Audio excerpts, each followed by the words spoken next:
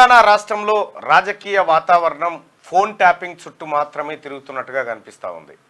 ఓవైపు పార్లమెంట్ ఎన్నికల హడావిడి అంతంత మాత్రమే కనిపించినా అల్టిమేట్గా ఫోన్ ట్యాపింగ్ వ్యవహారమే కేసీఆర్ సకుటుంబ సపరివార సమేతంగా చిక్కినటువంటి ఒక వలలో చిక్కినటువంటి ఒక వ్యవహారం లెక్క మారిపోయింది. ఫోన్ ట్యాపింగ్ వ్యవహారం అనేది అంత ఆషామాషి వ్యవహారం కాదు. సిబిఐ మాజీ జేడీ లక్ష్మీనారాయణ కూడా ఇదే మాట చెప్పిండు. ఇది అతిపెద్ద స్కామ్. దీంట్లో ఇది ఊహించుకుంటేనే ఒళ్ళు జలధరిస్తుంది అనేటువంటి మాటను ఆయన మాట్లాడడం జరిగింది.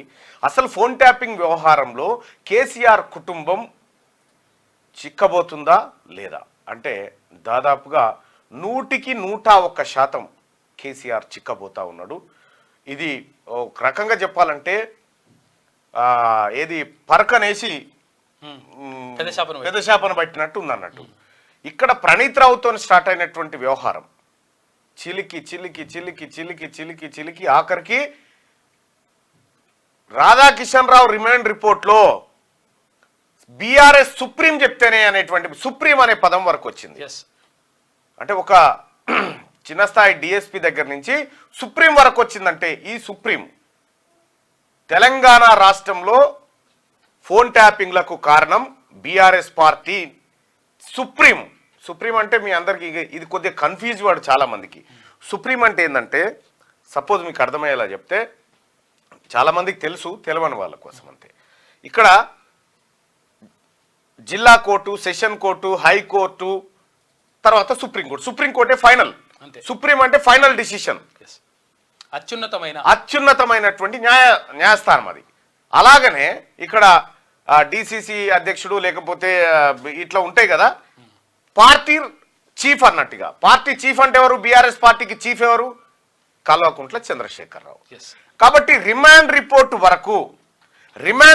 వరకు కేసీఆర్ పేరు వచ్చిన తర్వాత అంటే పర్యాయపదంగా వచ్చింది అంతే. సుప్రీం అంటే పర్యాయపదంగా తీసుకొచ్చారు, కానీ కేసీఆర్ పేరు స్పష్టంగా ఎక్కడ మెన్షన్ చేయకుండా సుప్రీం అనేటువంటి మాట మాట్లాడినారు. మరి రాధాకిషన్ రావు సుప్రీం అనే మాట చెప్పిండా లేకపోతే కేసీఆర్ అనే పేరు కూడా చెప్పిండా? కేసీఆర్ అని పేరు చెప్తే రిమాండ్ రిపోర్ట్లో కేసీఆర్ అనేటువంటి మాటను ఎందుకు చేర్చలేదు అనేది ఒక అనుమానం వ్యక్తమవుతూ ఉంటే, రెండోది ఏంటంటే సుప్రీం అని కూడా వాడొచ్చు, తప్పేం లేదు. కాకపోతే ఏంటంటే ఆయన పైన ఇంకా ఆధారాలు సేకరించాల్సి ఉందా? అసలు ప్రభాకర్ రావు దొరికితే ప్రభాకర్ రావు దగ్గర ఉన్న సమాచారం ఆధారంగా కేసీఆర్ను ఫైనల్గా ఫిక్స్ చేయబోతా ఉన్నారా? కేటీ రామారావుకు తెలవకుండా ఫోన్ ట్యాపింగ్ జరిగిందా అనేటువంటి రకరకాల ప్రశ్నలు తలెత్తుతా ఉన్నాయి. సో ఏదేమైనప్పటికి కూడా ఇది శాప నేను కాదని తప్పించుకొని పోయినా కానీ ఆ భాగంలోనే ఉంది అంతే. చేపలు పట్టి భగవన్ లేస్తే ఏం చేస్తే చేపలు ఇటాటు రుకుతూ ఉంటాయి కదా. నేను కాదు రుకితే భగవన్లో మాత్రమే ఉన్నాయి, ఆ భగవన్లోనే ఉన్నాయి. కాబట్టి కల్వకుంట్ల చంద్రశేఖరరావు, కల్వకుంట్ల తారక రామారావు, తన్నీరు హరీష్ రావు, హ్యాపీ రావు, ఈ గ్యాంగ్ అంతా ఈ ఫోన్ ట్యాపింగ్లో అడ్డంగా దొరికే అవకాశం 100% ఉంది, నో డౌట్. ఇక ఇంకొక విషయం ఏంటంటే ఇక్కడ